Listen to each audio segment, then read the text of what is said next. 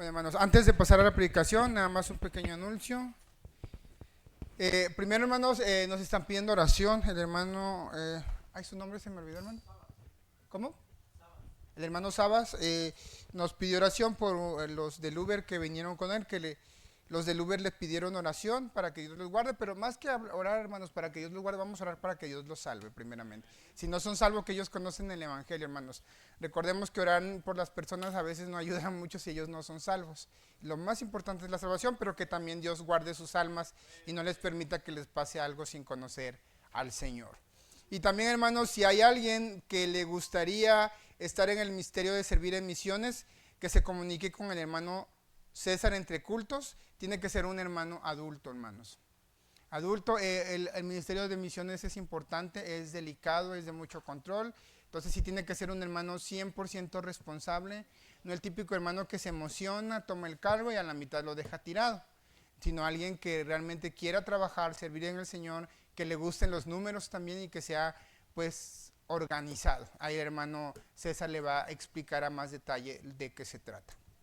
Dicho esto, hermanos, Segunda de Tesalonicenses, hermanos, capítulo 2. Segunda de Tesalonicenses, capítulo 2. Vamos a leerlo, síganme con la vista, hermanos, es todo el capítulo. Dice de la siguiente manera: pero con respecto a la venida de nuestro Señor Jesucristo y nuestra reunión con Él, os rogamos, hermanos, que no os dejéis mover fácilmente de vuestro modo de pensar, ni os conturbéis ni por espíritu, ni por palabra, ni por carta como si fuera nuestra, en el sentido de que el día del Señor está cerca. Nadie os engañe en ninguna manera, porque no vendrá sin que antes venga la apostasía y se manifieste el hombre de pecado, el hijo de perdición, el cual se opone y se levanta contra todo lo que se llama Dios o es objeto de culto, tanto que se sienta en el templo de Dios como Dios, haciéndose pasar por Dios. ¿No os acordáis que cuando yo estaba todavía con vosotros os decía esto? Y ahora vosotros sabéis lo que lo detiene, a fin de que a su debido tiempo se manifieste. Porque ya está en acción el misterio de la iniquidad, solo que hay quien al presente lo detiene, hasta que él a su vez se ha quitado de en medio. Y entonces se manifestará aquel inicuo, a quien el Señor matará con el espíritu de su boca y destruirá con el resplandor de su venida. Inicuo cuyo advenimiento es por obra de Satanás, con gran poder y señales y prodigios mentirosos, y con todo engaño de iniquidad para los que se pierden, por cuanto no recibieron el amor de la verdad para ser salvos. Por esto Dios les envía un poder engañoso para que crean en la mentira, a fin de que sean condenados todos los que no creyeron en la verdad, sino que se complacieron en la injusticia. Pero nosotros debemos dar siempre gracias a Dios respecto a vosotros, hermanos amados por el Señor, de que Dios os haya escogido desde el principio para salvación mediante la santificación por el Espíritu y la fe en la verdad, a lo cual os llamó mediante nuestro Evangelio para alcanzar la gloria de nuestro Señor Jesucristo. Así que, hermanos, estad firmes y retened la doctrina que habéis aprendido, sea por palabra o por carta nuestra. Y el mismo Jesucristo, Señor nuestro y Dios nuestro Padre, el cual nos amó y nos dio consolación eterna y buena esperanza por gracia, conforte vuestros corazones y os confirme en toda buena obra. Pueden sentarse, hermanos. El apóstol Pablo, hermanos, escribe esta segunda carta a la iglesia en Tesalónica, que es una de las iglesias que el apóstol Pablo fundó. Si nos vamos a Hechos capítulo 17, la escritura dice que ellos llegaron a Tesalónica y predicaron el evangelio y muchas personas creyeron. Dice la Biblia que mujeres de la nobleza, no pocas, es decir, mujeres distinguidas de sociedad, creyeron al evangelio. Eso despertaron los celos de los judíos de Tesalónica, que se abalanzaron a la casa de Jason, y como no encontraron al apóstol Pablo, llevaron a Jason arrastrando hasta las autoridades de esa época, y Jason tuvo que pagar una fianza para que lo dejaran salir, y los hermanos escondidas sacaron al apóstol Pablo y lo mandaron a Berea. De ahí es donde viene que dice que los de Berea fueron más nobles que los de Tesalónica, porque ellos fueron más receptivos al mensaje del evangelio y escudriñaban las escrituras cada día para ver que lo que Pablo predicaba era verdad. Esto provocó, hermanos, que el tiempo en que el apóstol Pablo estuviera en Tesalónica fuera insuficiente para poder, hermanos, por así decirlo, enseñarle a los hermanos de Tesalónica todas las verdades profundas del evangelio. La persecución obligó que Pablo tuviera que salir de manera rápida. La Biblia no dice cuánto tiempo, probablemente si fueron unos meses. Creo que no fue tanto como el tiempo que estuvo en Corinto. Creo que en Corinto estuvo como 2 o 3 años, si no me equivoco. Y en Tesalónica no estuvo tanto tiempo. Y eso provocó, hermanos, que la iglesia, pues, en términos humanos, quedara a la deriva. El apóstol Pablo, en su misma carta, dice que su desesperación era tanto por saber de los hermanos de Tesalónica que decide enviar a Timoteo para ver cómo iba la iglesia. Le manda la primera carta a Tesalónica y empieza a contestar algunas inquietudes que los hermanos de Tesalónica tenían, hermanos. Y una de esas inquietudes era los aspectos del regreso de Cristo. Algunos hermanos creían que en aquel entonces el regreso de Cristo iba a suceder en esa época, puesto que Jesús, hermanos, ya le había dicho algunas señales, hermanos, a sus discípulos sobre lo que iba a pasar en Jerusalén. Cuando dice no quedará piedra sobre piedra que no sea derribada, cuiden que el regreso de Cristo no sea en día de reposo, que estén en cinta. Y esa profecía se cumplió en el año 70, hermanos, cuando el emperador Tito entró a Jerusalén y destruyó la ciudad y derribó el templo de Israel. Lo único que queda hasta el día de hoy es lo que conocemos como el Muro de los Lamentos. Y muchos cristianos creían, hermanos, que el regreso de Cristo iba a ser en esa época, pero tenían dudas, hermanos, sobre lo que iba a pasar con los muertos, con muchos de ellos. Y el apóstol Pablo escribe la primera carta para contestar sus inquietudes. No obstante, hermanos, después de esa primera carta se propaga una falsa enseñanza en esa ciudad sobre el fin de los tiempos. Y la iglesia, hermanos, está en peligro de ser seducida por este engaño. Una de las falsas doctrinas que decían era que el Señor ya había regresado, que el Señor ya había vuelto y que todo lo que estaba pasando, toda la hostilidad, la persecución que los hermanos en Tesalónica estaban padeciendo era porque el juicio de Dios ya estaba sobre ellos. Y los hermanos tenían mucho temor y por eso Pablo le vuelve a escribir una segunda carta a la iglesia de Tesalónica hablando los aspectos del regreso de Cristo. Por eso dice el apóstol Pablo, pero con respecto a la venida del Señor Jesucristo, está hablando de algunas dudas que los hermanos tenían. Y en esta pequeña disertación, hermanos, vamos a explicar, pretendo tratar de explicar lo que el apóstol Pablo toca en este tema. Punto número 1, no dejarnos engañar por las falsas teorías antibíblicas sobre el regreso de Cristo. Algunos acontecimientos previos del regreso de Cristo, sin entrar tanto en detalle, hermanos. La esperanza segura de la salvación que tenemos en Cristo y cómo debemos de estar firmes en tal doctrina. Oremos, hermanos. Señor, te damos gracias en esta mañana por tu palabra, primeramente porque tú eres bueno. Te rogamos, Señor, que tu Espíritu Santo tome este lugar y que quite cualquier conjetura, cualquier especulación, cualquier doctrina errónea, posible falacia que se pueda decir desde este púlpito y que sea solo tu Espíritu Santo y tu palabra hablando en este día a la iglesia y a mi corazón. Señor, ayúdanos a comprender tu palabra, pero principalmente a ponerla por obra para glorificar tu nombre. En Cristo Jesús. Amén. El apóstol Pablo le dice a la iglesia, no se dejen engañar. Ahí en el versículo 1, hermanos, dice, pero con respecto a la venida de nuestro Señor Jesucristo y nuestra reunión con Él, les rogamos, hermanos, que no se dejen mover fácilmente de su modo de pensar. Ni os conturbéis ni por espíritu, ni por palabra, ni por carta, como si fuera nuestra, en el sentido que el día del Señor está cerca. Nadie os engaña en ninguna manera. El apóstol Pablo, hermanos, le dice esto a la iglesia porque, para empezar, se había propagado esa falsa doctrina, pero eso no era lo peor.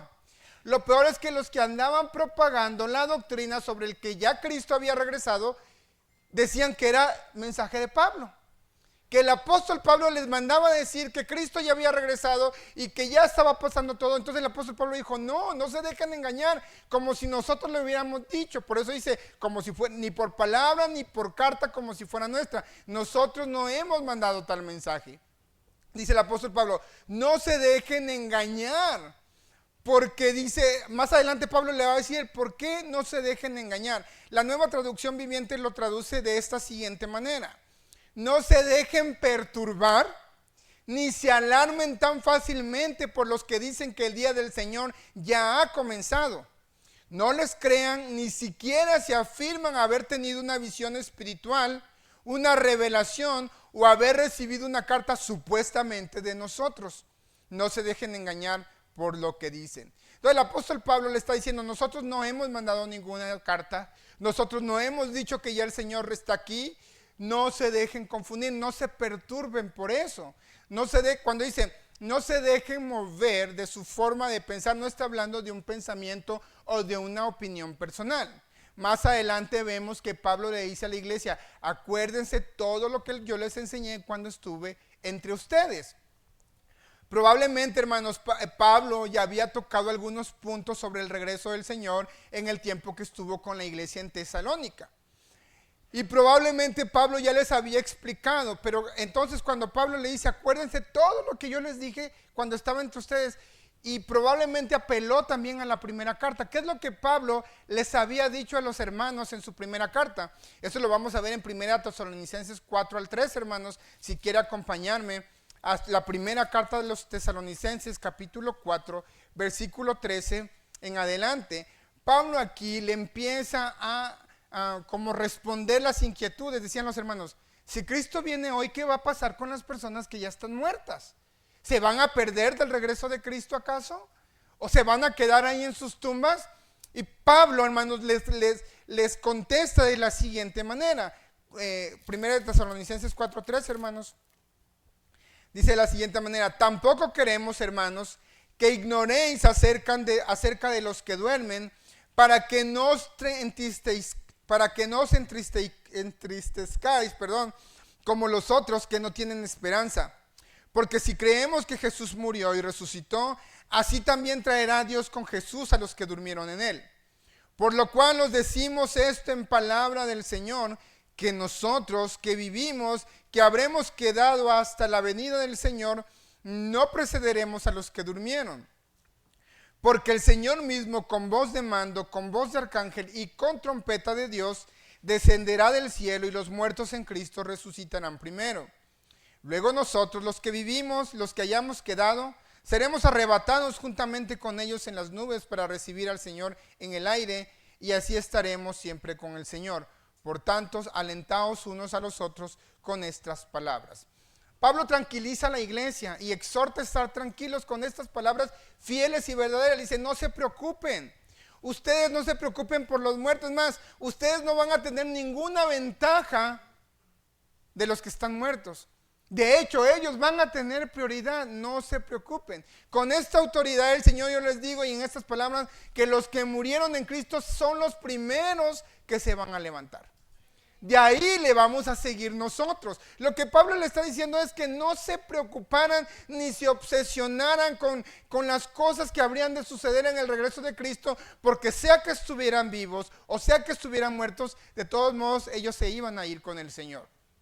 Prácticamente le dijo, tanto sus muertos como si ustedes si mueren antes que venga el Señor, ustedes van a tener esa ventaja de resucitar primero y ser levantados con ellos. Y si estamos vivos en donde quiera que estemos, el Señor de ahí los va a arrebatar para irse con el Señor.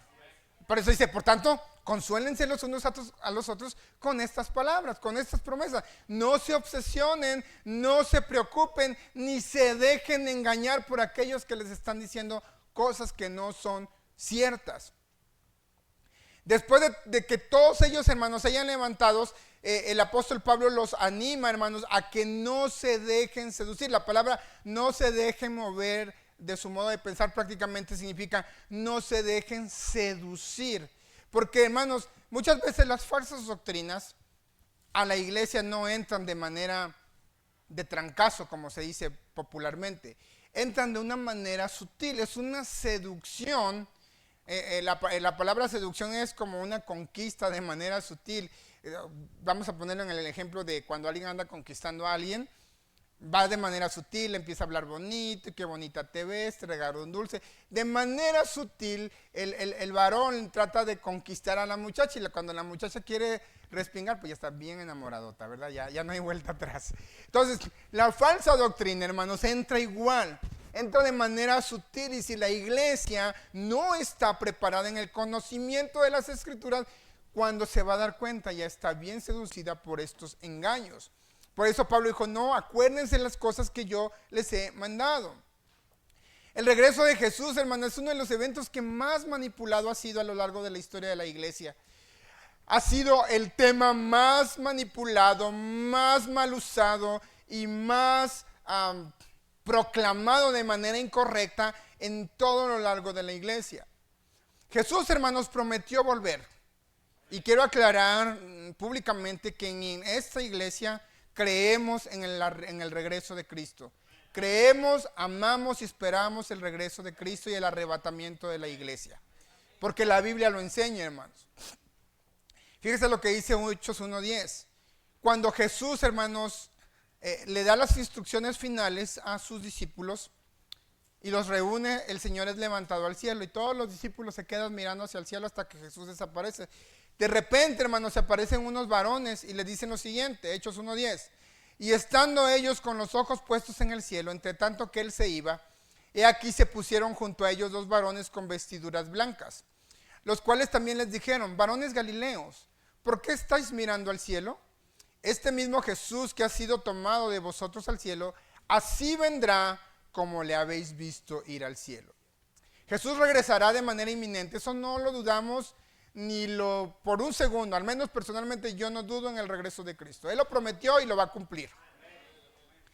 Sin embargo, muchas personas han lucrado con este tipo de eventos. Muchos han usado esta promesa para asustar a las personas, para levantar conjeturas, para hacer especulaciones y teorías conspiranoicas. Y ha habido una obsesión con el regreso de Cristo, hermanos, que incluso han usado numerologías o cronologías para calcular la fecha del regreso de Cristo. Pablo nos dice, no se dejen engañar. Ese es el primer punto que estamos viendo. No se dejen engañar. Hermanos, recuerdo que cuando íbamos a entrar a inicios a finales del siglo XX, el año 2000, era el último año del siglo XX, 2001 en adelante es el siglo XXI, había una de gente asustada, hermanos, porque en el 2000 se iba a acabar el mundo y que las computadoras se iban a volver locas y que no sé qué y toda la gente andaba. Y las iglesias, sobre todo el corte carismáticos, que son muy fundamentalistas en su obsesión con el regreso de Cristo. Cristo viene y arrepentidos y andaban. Recuerdo que en la congregación donde mi mamá iba nos llegaron una carta donde decían que había... que ya el dólar había no sé qué, que ya una sola moneda mundial, que ya venía la marca de la bestia, que para octubre del 2000 no sé cuánto Cristo iba a regresar. Hermanos, personalmente yo me asusté. Estaba recién convertido, imagínense. Y la iglesia tan obsesionada que yo decía, ya Cristo va a venir y todos asustados. Hermanos, llegó octubre del año que decía la carta y jamás pasó nada. Hermano, y no solamente en el mundo evangélico pasa eso, también muchas sectas importantes que están imperando hoy en día nacieron de su obsesión con el regreso de Cristo. Por ejemplo, el movimiento adventista del séptimo día nace con las teorías de William Miller, que él decía que Jesucristo iba a regresar para el año de 1844 y engañó y sedujo a mucha gente. Muchísima gente creyó que Cristo iba a venir en octubre de 1844. Personas dejaron sus trabajos, personas dejaron sus propiedades para esperar el regreso de Cristo. ¿Y qué cree? Se llegó octubre de 1844 y nada pasó. Históricamente se lo conoce como el Gran Chasco de 1844. Se le llama el Gran Chasco porque se llevaron un chascote, todos esperando a que Cristo regresara y fueran arrebatados, y no pasó nada. Muchas personas se decepcionaron y dejaron de creer, muchos continuaron, y cuando nace el movimiento adventista del séptimo día, llegaron a la conclusión que la profecía no se refería a la segunda venida literal de Cristo, sino que Jesús iba a entrar en el santuario celestial, y de ahí es una de sus doctrinas muy importantes. ya de manera invisible. Pues ya qué más les quedaba, hermanos, más que corregir su mentira con otra mentira, más creíble. Los testigos de Jehová, hermanos, los testigos de Jehová también nacieron con su obsesión del regreso de Cristo. Este fundador, Charles Russell, es primo hermano de los adventistas del séptimo día. Él sale del movimiento adventista del séptimo día y lleva en mente muchas fechas del regreso de Cristo. Él dijo que los adventistas se habían equivocado porque habían hecho mal el cálculo del regreso de Cristo. Y Carlos Russell empezó a profetizar y sus sucesores tomaron esa misma línea. Más o menos yo aquí tengo cinco fechas en que ellos profetizaron el fin del mundo y el regreso de Cristo. Primero fue 1873, lo cambiaron a 1874, a 1914, 1917 hasta 1925. Y así andaban cambiando y cambiando y cambiando. Incluso decían que en 1925 o 14, una de esas dos fechas, los fieles del Antiguo Testamento como Elías, Moisés, Abraham, iban a vivir en una mansión en San Diego, California, llamada la casa Bet Sharim, casa de los príncipes. Ahí iban a vivir porque Dios así se lo había revelado al profeta o al esclavo fiel y discreto de Jehová, que es la JW. Pues hermanos, seguimos aquí y nada de eso pasó. De hecho, una de sus profecías más que ahorita tienen jaque a la JW, que no dudo que ya estén haciendo los arreglos para cambiar, es que ellos decían que el Armagedón y el final de la cristiandad iba a llegar para 1914 y que la generación de 1914 no vería la muerte hasta que Armagedón sucediera. Le tengo noticias. Ya han pasado 114 años, si no me falla el cálculo, desde 1914 hasta 2025 creo que son 114 años, 111 años. Me pregunto yo si estará vivo algún testigo de Jehová ungido de 1914. Supongamos que un testigo ungido nació apenas en 1914, debería de tener 111 años. Pero ¿qué pasa si un ungido de aquel entonces ya tenía 20 años? Debería andar en los 131 años. Me pregunto si existirá una persona viva de 131 años a la fecha de hoy. Hermanos, pero eso pasa, hermanos, porque las personas se obsesionan en querer conocer el regreso de Cristo. Hermanos, cuando la Biblia es clara y tajante. Y ahorita vamos a ir a un versículo, un solo versículo que mata, destruye, derriba todo ese tipo de teorías. Dentro del evangelicalismo tampoco nos salvamos, hermanos, de ese tipo de obsesiones. Dentro del movimiento bautista, hermano, y lo tengo que decir en honor a la verdad, cuando más o menos allá por 1800, como por 1800, por la época de la Reforma, un tipo, hermanos, que fue expulsado obviamente. Él dijo que esta ciudad donde nació Ulrico Zwingli, en Suiza, Ginebra me parece por ahí, que ahí iba a ser la Gran Jerusalén, y causó una rebelión. Claro que fue expulsado del movimiento. Gracias a Dios el movimiento bautista no es conspiranoico y creemos lo que la Biblia dice. Pero se han levantado dentro de movimientos sanos personas queriendo especular con el regreso de Cristo. Hace poquito, bien poquito, creo que fue el año pasado, y a lo mejor muchos van a saber de quién estoy hablando, y voy a decir su nombre porque él ya se retractó. El pastor muy influyente, conocido, Armando Alducín. Él predicaba, hermanos, que Jesucristo iba a venir para septiembre del 2028 y que el arrebatamiento para el 2028, no dio mes. El arrebatamiento de la iglesia sucedería el septiembre del 2021. Claro que esto fue un escándalo, ya saben, las redes sociales hicieron su trabajo y lo tacharon de hereje y pues sí, hermanos, sí estaba diciendo una herejía. ¿Por qué? Porque Jesús fue claro, hermanos, y este texto tiene que ser más que suficiente. Y espero que sepan de qué texto estoy hablando. ¿Quién me lo quiere decir, hermanos? Nadie, la palabra nadie es nadie, porque nadie sabe ni el día ni la hora en que el Hijo del Hombre ha de venir. Y con ese texto, hermano, tendría que ser más que suficiente para saber que nadie puede saber cuándo regresará Cristo. Si alguien, hermanos, viene diciéndole a usted, Cristo regresa para tal fecha, o Cristo fue entronizado invisiblemente en 1914, porque la cronología bíblica, hermanos, es un mentiroso y un falso profeta. Jesús dijo, nadie sabe el día ni la hora. Ni siquiera yo lo sé, sino solamente mi Padre que está en los cielos, ni los ángeles. Cuando alguien dice, hermanos, y eso es lo que me causa conflicto, hermanos, y cuando alguien dice, es que yo sé cuándo va a venir Jesucristo, lo único que me está diciendo es, yo sé más que Cristo y sé más que los mismos ángeles que están en el cielo. Porque ellos no lo saben, yo sí lo sé. Es lo que estamos diciendo si nosotros decimos que sabemos cuándo vendrá Cristo. Entonces, hermanos, dice el apóstol Pablo, no se dejen engañar, no se dejen seducir por este tipo de cosas.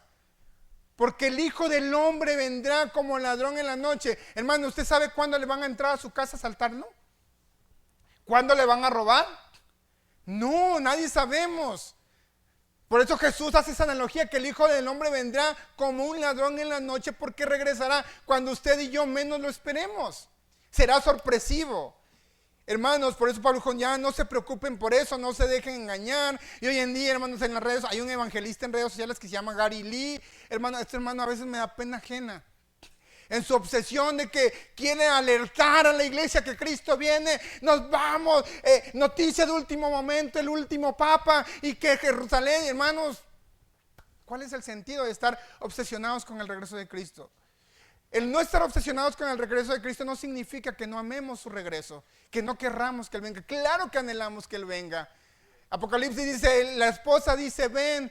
Y los que escuchan dicen, venga. Jesús dice, ciertamente vengo en breve. Amén, ven Señor Jesús. Y esa es nuestra oración como iglesia.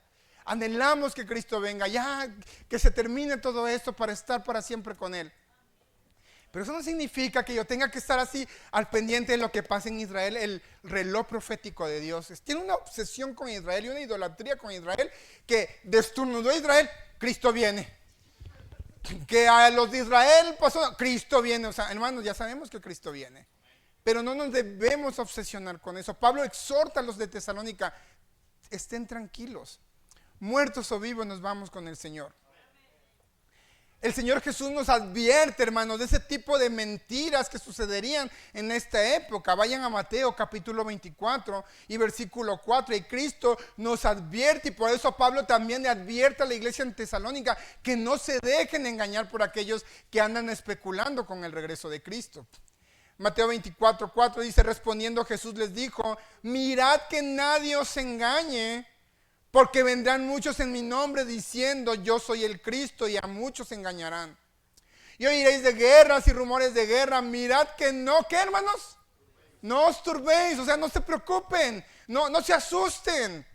Dice, porque es necesario que todo esto acontezca. Y aquí está la clave de este texto bíblico. ¿Qué dice, hermanos? Pero aún no es el fin. Va a haber guerras, va a haber rumores de guerra, va a haber señales, pero no se preocupen, todavía no es el fin. No se dejen engañar. Sáltese el versículo 24. Pero aún no es el fin, dice, porque se levantará nación contra nación, reino contra reino, y habrá pestes y hambres y terremotos en diferentes lugares. Versículo 8. Y esto será principio de dolores, únicamente. No es el fin, es el principio. Versículo 24. Porque se levantarán falsos cristos y falsos profetas y harán grandes señales y prodigios de tal manera que engañarán, si fuere posible, aún a los escogidos. Y ya os lo he dicho antes. Así que si os dijeren, mirad, está en el desierto, no salgáis. O mirad, está en los aposentos, no le creáis. Porque como el relámpago que sale del oriente y se muestra hasta el occidente, así será también la venida del Hijo del Hombre. No se dejen engañar. No se dejen seducir, no se dejen mover de su modo de pensar. No es lo que ustedes creen de lo que va a pasar, sino de lo que yo ya les enseñé. Dice el apóstol Pablo, ¿no se acuerdan acaso cuando yo estaba entre ustedes que les decía estas cosas? Acuérdense de la carta donde les expliqué lo que va a pasar. Esténse tranquilos. Y Cristo también dijo, no os turbéis. Es necesario que esto acontezca. Y a veces me da mucha risa ver muchos cristianos, ay no, el cristiano decir, a mí me da miedo leer Apocalipsis. Y así de, ay no, hermano, Señor, me farisea, ¿te lo llevas o te lo mando? Hermanos, a los cristianos no nos debería de dar miedo leer Apocalipsis. ¿Sabe por qué? Porque ese es el Apocalipsis, hermano, es juicio sobre los impíos que negaron y rechazaron el Evangelio de Cristo. El Apocalipsis no es juicio para la iglesia, hermanos. La iglesia va a estar con Cristo y será librado del juicio que viene sobre la tierra, porque Dios es justo. Dios no va a castigar al impío con el incrédulo en cuanto a juicio, hermanos. De una u otra manera el Señor nos va a librar y la iglesia será librada de la gran tribulación y estaremos con el Señor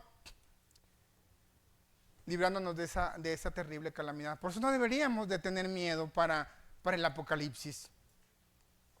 Al contrario, deberíamos de regocijarnos que si estas cosas están pasando, significa que nuestra redención está cerca. Y eso debería de causarnos alegría.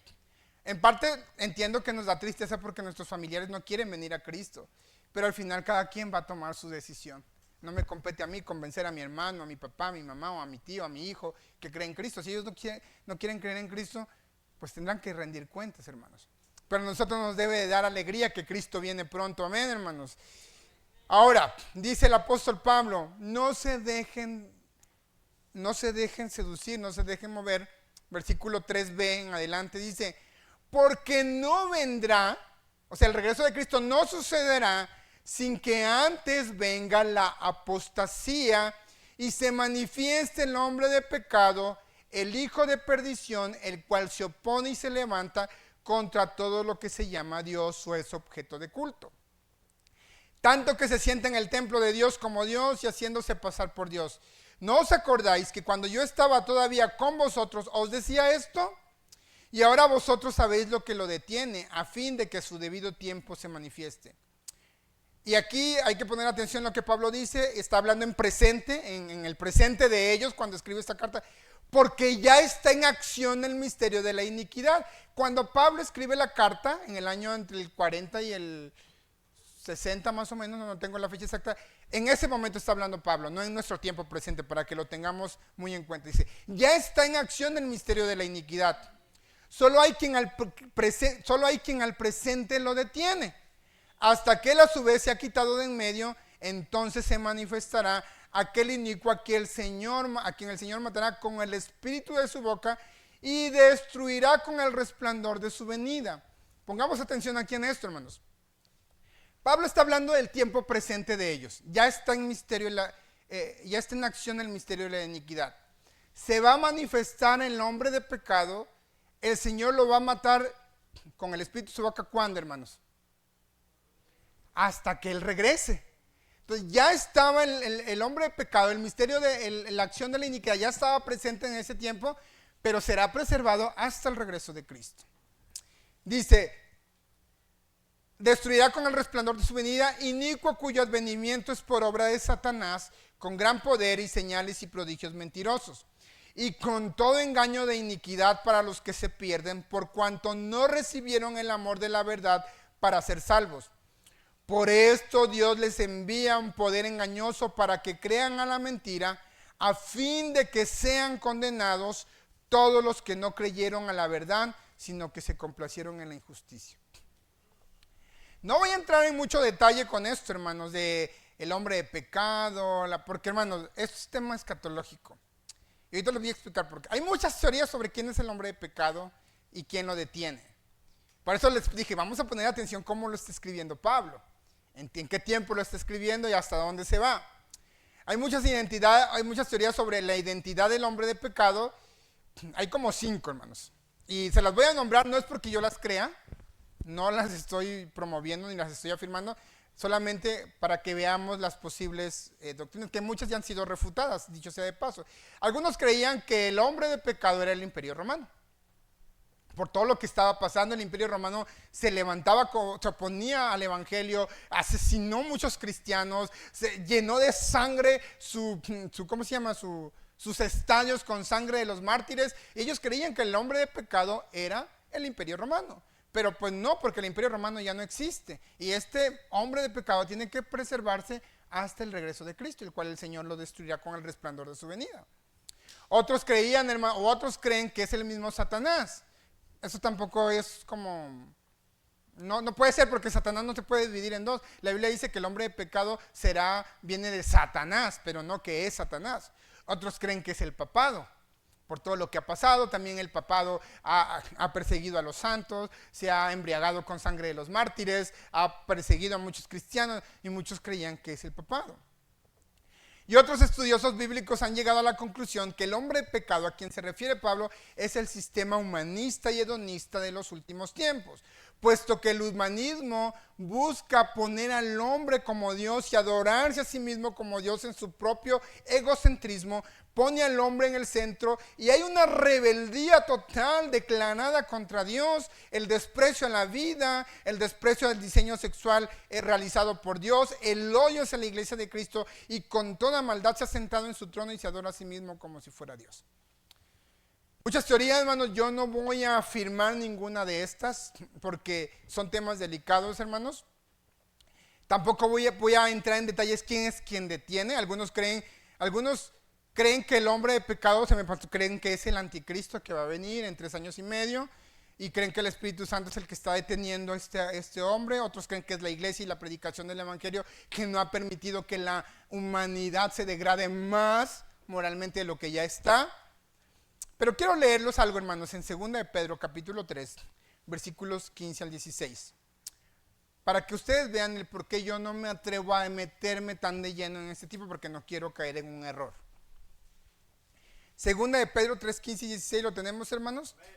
Dice, y tened entendido que la paciencia de nuestro Señor es para salvación, como también nuestro amado hermano Pablo, según la sabiduría que le ha sido dada, os ha escrito, casi en todas sus epístolas, hablando en ellas de estas cosas, entre las cuales hay algunas difíciles de entender, las cuales los indoctos e inconstantes tuercen, como también las otras escrituras, para su propia perdición. La escatología, hermanos, que es el estudio de los tiempos finales, son cosas delicadas y serias que no podemos tocar a la ligera, y porque podemos caer en lo que dice el apóstol Pedro. Torcer las escrituras. Hay muchas cosas difíciles de entender en las escrituras. Y no está mal reconocer, hermanos, que hay cosas que no podemos entender. Porque no, y si no lo entiendo, no significa que yo le voy a agregar lo que yo creo que es, porque estaría creyendo en una herejía o en un error doctrinal. Y Pedro dice, muchos indoctos e inconstantes tuercen para su propia perdición. Entonces, hermanos, el enfoque de esta predicación es a recordarle a la iglesia que Cristo va a regresar y que debemos de tener cuidado de no caer en teorías o en enseñanzas que contradicen los principios bíblicos sobre el regreso de Cristo. Que no debemos de vivir obsesionados con el regreso de Cristo, no debemos de vivir con temor del regreso de Cristo, porque nosotros tenemos una esperanza segura. Más adelante lo vamos a ver. Sobre el tema de que quién es el hombre de pecado, hermanos, personalmente creo que eso para la iglesia no debe ser tan relevante porque nosotros ya fuimos salvos por la gracia. Quienes deben de preocuparse es aquellos que no conocen al Señor, porque a ellos sí les va a ir como en feria, hermanos. Si no lo digo yo, está escrito. Decía una amiga, yo no le entiendo el Apocalipsis, pero ya la leí y lo único que sé es que yo soy del bando perdedor. Es lo que me dijo literalmente una amiga que era atea. Dijo, ya leí el Apocalipsis, no le entendí nada, pero lo único que entendí es que va a haber una guerra y yo estoy del lado del perdedor. Porque ella tuvo que reconocer que Cristo es quien vencerá en el día final. Él ya venció y en la gran guerra final, donde Satanás peleará por última vez contra el Señor, será destruido para siempre y enviado al lago de fuego. Pablo menciona, hermanos, lo que debe de pasar antes del regreso de Cristo, que va a haber gran apostasía, hermanos. La apostasía, esa sí la puedo decir porque todo el mundo sabemos que es apostasía, y hay muchos temas en la Biblia sobre la apostasía. La apostasía es negar la fe dada una vez a los santos. Negar la doctrina bíblica de manera cínica y descarada o de manera premeditada. La apostasía empezó desde la época apostólica, hermanos. La apostasía empezó todavía estaban vivos los apóstoles y ya había apostasía dentro de la iglesia, aún con los apóstoles vivos. De hecho, casi todo el Nuevo Testamento son cartas apologéticas, apología, defensa de la fe. Gálatas es una carta de apología contra el judaizante. Las cartas de Juan es una carta apologética contra el gnosticismo. Judas es una carta apologética contra las falsas doctrinas, etcétera, etcétera. Casi toda la Biblia es una defensa de la fe, de la sana doctrina. Vayan a 1 de Juan, hermanos, capítulo 2 y versículo 18. La apostasía empezó, hoy es más visible gracias a las redes sociales, a los medios de comunicación, es más evidente la apostasía dentro de la iglesia. Pero el apóstol Juan nos indica que la apostasía ya había empezado desde la época apostólica. Versículo 18 dice: hijitos, ya es el último tiempo, y según vosotros oísteis que el anticristo viene, así ahora han surgido muchos anticristos. Por esto conocemos que es el último tiempo. ¿Quién es el mentiroso sino el que niega que Jesús es el Cristo? Me salté al versículo 22. ¿Quién es el mentiroso sino el que niega que Jesús es el Cristo? Este es el anticristo, el que niega y al Padre y al Hijo. Ahora ahí mismo en 1 Juan capítulo 4 y versículo 3, hermanos. 1 Juan 4, 3. Todo espíritu que no confiesa que Jesucristo ha venido en carne no es de Dios. Y este es el espíritu del anticristo, el cual vosotros habéis oído que viene. ¿Y qué, hermanos? Y que ahora ya está en el mundo. Los primeros cristianos desde épocas primitivas creían que el anticristo ya había llegado. Algunos creen que el anticristo va a ser un gran hombre que va a venir y va a hacer un pacto de paz en Jerusalén y va a traer el reinado, y muchos le van a creer. Pero aquí Juan, yo veo que él ya creía que el anticristo ya estaba en el mundo. Entonces dijo: ustedes han oído que viene el anticristo, pero el anticristo ya está aquí. Todo aquel que niega al Padre y al Hijo, ese es un anticristo. Dice: todo el espíritu que no confiesa que Jesús ha venido en carne no es de Dios. Este es el espíritu del anticristo, el cual ustedes han oído que va a venir y que ahora ya está en el mundo. Entonces, hermanos, Pablo escribió sus cartas, Juan escribió las de él en un periodo aproximado de 50 años, y ya había una gran apostasía en la iglesia. Ya había empezado el final de los tiempos. Yéndose Jesús, empezó a correr el fin del tiempo, el final de los tiempos. Probablemente ahora estamos más cerca, no lo sé. Probablemente me voy a morir yo, y probablemente Cristo todavía no regrese. Probablemente se va a morir, ¿quién es el más bebé? ¿Quién es el recién nacido? No sé, la hermana Citlali, que tiene meses, probablemente va a crecer, va a llegar a viejito, se va a morir, y Cristo todavía no regresa. O probablemente Cristo venga dentro de 5 minutos, mañana, no lo sabemos. De que Cristo va a regresar, pero no nos compete a nosotros andar dando fechas, andar diciendo va a venir en tal fecha, o mira, estas son las señales, Cristo ya viene. Las señales empezaron desde la época de Cristo, hermanos. Hay pecado, hermanos, hay maldad, mucha apostasía, eso sí es muy evidente hoy. Las iglesias cada día se descaran más, hermanos. Más descaro en las iglesias que están abrazando ideología progresista, el movimiento LGBT, mujeres obispas que apoyan ese tipo de movimiento, iglesias promoviendo aborto, eutanasia. Pero hay una sentencia para ellos, hermanos. Versículo 11 de segunda de Tesalonicenses 2.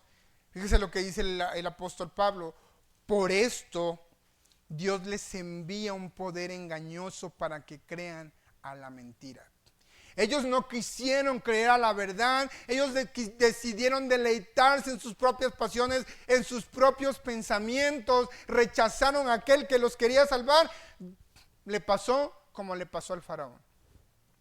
Dice: Dios les envía un poder engañoso para que crean a la mentira, a fin de que sean condenados todos los que no creyeron a la verdad, sino que se complacieron en la injusticia.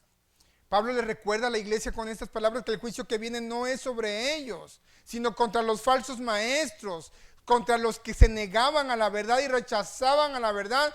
Prácticamente Dios les iba a dar lo que ellos querían: juicio y condenación. Pero del día y la hora, hermanos, nadie sabe, dice el Señor, ni siquiera los ángeles de los cielos, sino solo mi Padre. Fíjese cómo va a ser el regreso de Cristo, hermanos. Vaya a Mateo 24, versículos 37, para que vea cómo va a ser el regreso de Cristo. Mateo 24, 37. Mas como en los días de Noé, así será la venida del Hijo del Hombre. Porque como en los días antes del diluvio estaban comiendo y bebiendo, casándose y dando en casamiento, hasta el día en que Noé entró al arca. Y no entendieron hasta que vino el diluvio y se los llevó a todos. Así será también la venida del Hijo del Hombre. Entonces estarán dos en el campo, uno será tomado, otro será dejado. Dos mujeres estarán moliendo en un molino, la una será tomada, la otra será dejada. Velad pues, porque no sabéis a qué hora ha de venir vuestro Señor. El regreso de Cristo será en un día común y corriente, dice la Escritura. Todo el mundo va a estar haciendo su vida. Algunos se van a estar casando, como en los días de Noé, otros se van a estar comprometiendo, otros van a estar en su trabajo, en sus diversas actividades y ¡pum! Les llegará de sorpresa el regreso de Cristo. Pero no sabemos cuándo, hermanos. No sabemos cuándo. Y si alguien por ahí, por muy pastor, por muy obispo, por muy reverendo, por muy influyente que sea, les dice, Cristo viene para tal fecha, córrale de ahí. No sea que usted sea seducido, dice la Escritura. No hay fechas, hermanos. Punto número 3, tenemos una esperanza segura, hermanos. Fíjese lo que dice el versículo 13, de ahí de 2 de Tesalonicenses 2, versículo 13 dice, pero nosotros debemos dar siempre gracias a Dios respecto a vosotros, hermanos amados, por el Señor, de que Dios os haya escogido desde el principio para salvación, mediante la santificación por el Espíritu y la fe en la verdad, a lo cual os llamó mediante nuestro Evangelio para alcanzar la gloria de nuestro Señor Jesucristo. Hermanos, nosotros debemos dar gracias a Dios porque Él nos escogió desde antes de la fundación del mundo, dice Efesios capítulo 1. Él nos ha escogido para salvación, Él no nos escogió para juicio ni condenación. Dice el apóstol Pablo, olvídense de todas esas teorías que andan diciendo sobre el regreso de Cristo. Ustedes den gracias a Dios porque Dios los escogió para salvación. En Cristo ustedes están seguros. Y si Cristo viene hoy, y si Cristo viene mañana, y si ustedes ya están muertos, aún de la tumba el Señor los va a recoger. No se perturben por esto. Al contrario, dice, anímense los unos a los otros con estas palabras. El apóstol Pablo le dice a la iglesia, ya les había escrito su primera carta y les recuerda, Cristo es su esperanza en vida o muerte. Apocalipsis 25 dice lo siguiente, hermanos, pero los otros muertos no volvieron a vivir hasta que se cumplieron 1000 años. Esta es la primera resurrección. Bienaventurado y santo el que tiene parte en la primera resurrección. La segunda muerte no tiene potestad sobre estos, sino que serán sacerdotes de Dios y de Cristo y reinarán con él 1000 años. Esto concuerda con el apóstol Pablo en 1 Tesalonicenses 4, 16 al 18. Los muertos en Cristo se levantarán primero, dice la Escritura. Por eso dice Juan, bienaventurado y santo el que tiene parte en la primera resurrección. Ellos ya no tienen temor de la muerte segunda. La muerte segunda es el lago de fuego, hermanos. La condenación eterna. Ya ellos no tienen temor. Así que si usted muere en el Señor, hermanos, y Cristo viene dentro de 10 años, aunque ya esté todo engusanado y sus huesos todos carcomidos, de ahí el Señor lo va a levantar, hermanos, su cuerpo, y se irá con el Señor. Hemos sido redimidos por nuestro Dios, hermanos. Hay vida eterna y segura en Cristo, salvos únicamente por la fe y la sola gracia. Ya no hay más condenación para usted y para mí. Romanos 8:1 dice, no existe ninguna condenación para los que están en Cristo, los que andan conforme al Espíritu y no conforme a la carne. Hermanos, si nosotros morimos, sepamos que un día el Señor nos va a recoger de ahí. Dice Efesios capítulo 1, versículo 4 al 7, que Dios nos escogió desde antes de la fundación del mundo para que fuéramos santos y sin mancha delante de Él. En amor, habiéndonos predestinado para ser adoptados hijos suyos por medio de Jesucristo, según el puro afecto de su voluntad, para alabanza de su gloria, de su gracia, con los cuales nos hizo aceptos en el amado, en quien tenemos redención por su sangre, el perdón de pecados según las riquezas de su gracia. Hemos sido escogidos para salvación soberanamente, hermanos. Dios en su soberanía nos escogió a usted y a mí, no porque usted lo mereciera o porque yo lo mereciera, o porque yo sea buena persona. De hecho, creo que soy el peor de todos los pecadores, pero eso es lo que significa gracia y justificación, que siendo inocentes Dios nos declara culpable por lo que que siendo culpables Dios nos declara inocentes por lo que Cristo hizo en la cruz del Calvario. Nadie merece el cielo, hermanos. Si usted piensa que va a ir al cielo porque es una buena persona y porque no le ha hecho daño a nadie, lamento decirle que usted va al infierno con todas sus buenas obras por delante. Porque la salvación no es por ser buena persona. La salvación no es por ser súper chido y salvar gatitos y visitar ancianitos. Hermanos, hay mucha gente de esa. Pero ellos están rechazando a Cristo al creerse buenos. Jesús dijo, no hay nadie bueno, solamente mi Padre que está en los cielos. Romanos capítulo 3, me parece, no hay justo ni uno, no hay quien haga lo bueno, no hay quien guste a Dios. Todos se desviaron, se hicieron inútiles, no hay ni siquiera uno justo. El único justo que dice la Escritura, dice el que no cometió pecado, por nosotros se hizo pecado, para que fuésemos hechos justicia de Dios en él, y ese es Cristo. Entonces si usted, amado hermano, amado visitante, amigo que me escucha, si tú crees que vas a ir al cielo porque vienes a la iglesia cada domingo y porque haces buenas obras y porque eres un pan de Dios, pero nunca te has arrepentido de tu condición espiritual, lamento decirlo que con todo y pan de Dios, en el infierno te has de achicharrar. La Escritura dice que en aquel día muchos en Mateo capítulo 7, búsquenlo en su casa, dice, en aquel día muchos dirán, Señor, Señor, en tu nombre predicamos, en tu nombre hicimos milagros, en tu nombre echamos fuera demonios. Y el Señor les dirá de mí, apartados de mí, hacedores de maldad, nunca los conocí. ¿Hacer milagros es buena obra? Sí. Pues que sanes a alguien que se está muriendo, es una obra de caridad, es bueno, está bien. ¿Que prediques es buena obra? Sí, es buena obra. No es una obra de justicia. ¿Pero me salvan esas obras? Para nada, hermanos. Necesitamos la gracia de Cristo, necesitamos la cruz de Cristo para poder ser presentados dignos delante de Dios. Porque solamente Cristo es el único que puede apagar la ira de Dios. El Señor Jesús nos dice que cuando nosotros veamos que todas las señales estén empezando a suceder, no nos dice que vivamos obsesionados con el regreso de Cristo. Nos da la misma esperanza que Pablo le da a la iglesia en Tesalónica. Lucas 21:28 dice, cuando estas cosas comiencen a suceder, erguíos, levantad vuestra cabeza, porque vuestra redención está cerca. Oh, qué bendición, hermano. Saber que un día Cristo viene. Y no importa la situación física en la que yo me encuentre, hermanos, si mi condición espiritual ya ha sido regenerada y redimida, sabemos que nos vamos a ir sí o sí. Se levante quien se levante, se oponga quien se oponga, nos iremos porque nos vamos. Cristo viene pronto, hermanos. No sabemos cuándo, pero Cristo viene pronto. Por eso debemos de permanecer firmes en la doctrina. Versículos 15 al 17 dice, así que hermanos, estad firmes y retened la doctrina que habéis aprendido, sea por palabra o por carta nuestra, y el mismo Señor Jesucristo nuestro y Dios nuestro Padre, el cual nos amó y nos dio consolación eterna y buena esperanza por gracia, conforte vuestros corazones y os confirme en toda palabra y buena obra. Retened la doctrina. ¿A qué doctrina se refiere? A la que ya hemos aprendido en las Escrituras sobre el regreso de Cristo. No se dejen engañar, no se dejen mover fácilmente de vuestro modo de pensar. Cuando yo menciono la doctrina sobre el regreso de Cristo, hermano, o cualquier tema en general, debemos de ser muy, ¿cómo se dice? Muy herméticos en analizarla. No es la palabra correcta. Muy perspicaz, creo que es la palabra correcta. No solamente sobre el regreso de Cristo, hermano, sino cualquier doctrina debemos de ir a las Escrituras, pero aquí debemos de tener cuidado y como se les comentaban los hermanos discipulados, no debemos de ser soloístas bíblicos, sino de ser son la Escritura. ¿Qué es el soloísmo bíblico, hermano?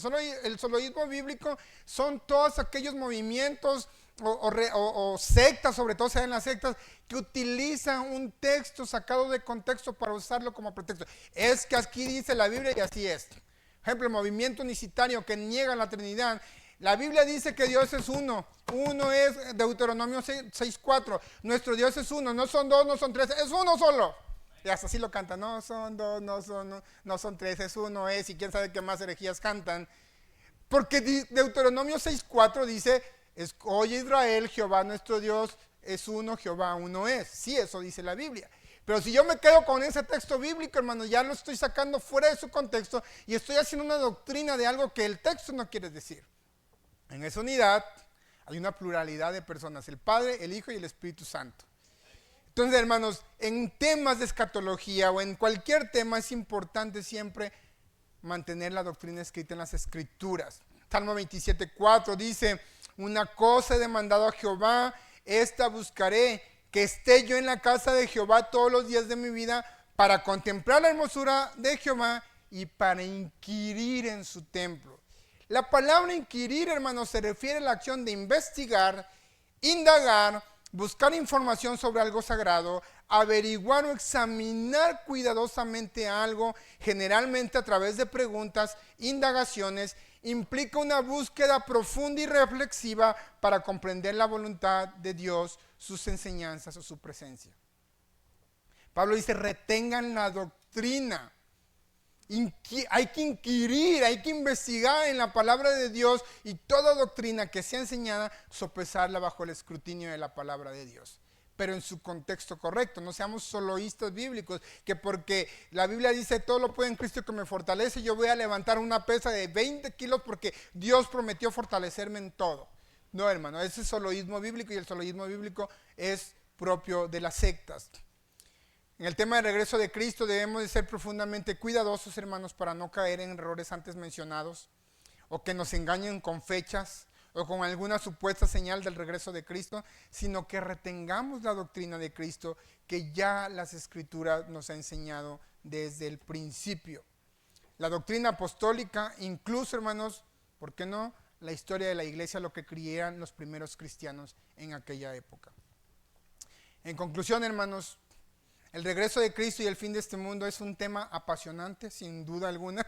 Ya nos quedó muy claro que a muchos les apasiona el regreso de Cristo, pero lamentablemente ha sido tergiversado a lo largo de la historia. Han sacado ventaja incluso por intereses personales y religiosos. Han habido muertos, personas que han muerto, como el caso de Waco, Texas, por gente manipuladora que saca la Biblia de su contexto. Pero, hermanos, la palabra de Dios nos exhorta a que no nos dejemos engañar y que no nos dejemos caer en esos errores. Como cristianos debemos de tomar en cuenta las palabras del apóstol Pablo, que le escribe a la iglesia en Tesalónica y que también aplica para la iglesia de hoy.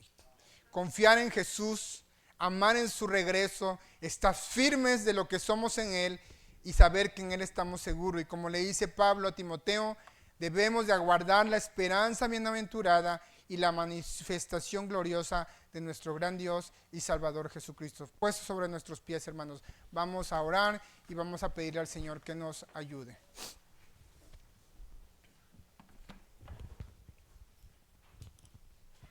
Muy bien, hermanos, gracias a Dios, gracias, hermano Rigo, por la exposición. Hace unos años hablaba con una persona que era fanático de Gary Lee, y él estaba muy obsesionado con la venida de Cristo y con el marxismo y con la agenda del 2030 y el globalismo y esas cosas. Y él como que quería persuadir a la iglesia de que enfatizáramos eso, de que viéramos las agendas y que estuviéramos al pendiente. Pero el propósito de que sepamos que Cristo viene, hermanos, no es para que estemos con esa curiosidad de qué va a pasar. Quiero compartirles un texto añadido a lo que hermano Rigo decía. Segunda de Pedro dice: pero el Señor vendrá como ladrón en la noche, en el cual los cielos pasarán con gran estruendo y los elementos ardiendo serán deshechos y la tierra y las obras que en ellas hay serán quemadas. Pedro nos dice: el Señor vendrá. Ahora mire para qué no lo dice. ¿Por qué debemos de saber esto? Puesto que todas estas cosas han de ser deshechas, ¿cómo no debéis vosotros de andar en santa y piadosa manera de vivir, esperando y apresurándonos para la venida del día de Dios, en el cual los cielos encendiéndose serán deshechos y los elementos serán quemados? Lo que Pedro está diciendo es que esto nos ayude a andar en santa y piadosa manera de vivir. No para irnos con el Señor, no, nos vamos a ir desde el día que creímos, sino porque esa es la manera en la que mejor podemos esperar su regreso. Que cuando Él venga nos encuentre trabajando, sirviendo, viviendo por la palabra, en purificación, en santidad, una vida digna, como vimos el miércoles, una vida digna del Evangelio. Vamos a tomar tiempo para orar y pidámosle al Señor que nos ayude en este día a vivir una vida agradable, que nos ayude a mantenernos firmes. Hoy hemos sido consolados, hemos tenido esperanza, y gracias a Dios por los que hemos creído, porque estamos firmes en esa esperanza segura que es el regreso de Cristo. Señor, gracias por tu palabra, gracias, Señor, por esta hermosa exposición, gracias por la vida de nuestro hermano Rigo, Señor, gracias por llenar la iglesia, este lugar, con ancianos que juntamente conmigo, Señor, trabajamos para que tu pueblo, Señor, siga teniendo tu palabra. no nuestras percepciones personales, no nuestras creencias, no nuestros pensamientos, sino lo que solamente tu palabra nos enseña. Ayúdanos a vivir por tu palabra, ayúdanos a amar tu palabra, a servir tu palabra, a honrar tu palabra. Gracias, Señor, te damos por este día, y gracias te damos, Señor, porque un día, Señor, estamos esperando ese precioso regreso. Un día, Señor, esto terminará pronto, un día llegaremos a nuestro verdadero hogar. Un día todas nuestras cargas y luchas se terminarán, y un día estaremos con Cristo reinando por toda la eternidad. Gracias por esas promesas, por ese aliento que nos das de saber que no estamos en una religión muerta, o como algunos piensan, Señor, que somos miserables y pobres por estar congregados en una iglesia. No, Señor, estamos aquí aguardando la esperanza bienaventurada, y ayúdanos a vivir todos los días reflejando ese reino de los cielos, reflejando esa vida transformada que el Evangelio ha hecho, reflejando, Señor, como ciudadanos del reino de los cielos, manifestando, Señor, proclamando, anunciándole a otros que Cristo va a regresar, anunciándoles a otros el Evangelio, para que otros por la fe también puedan ser salvos. Ayúdanos a seguir sirviéndote, Señor, y gracias te damos por todo. En el nombre de Jesús nuestro Señor, amén. Muy bien, hermanos, vamos a tener nuestro tiempo de descanso. Nos vemos aquí a las 12:35.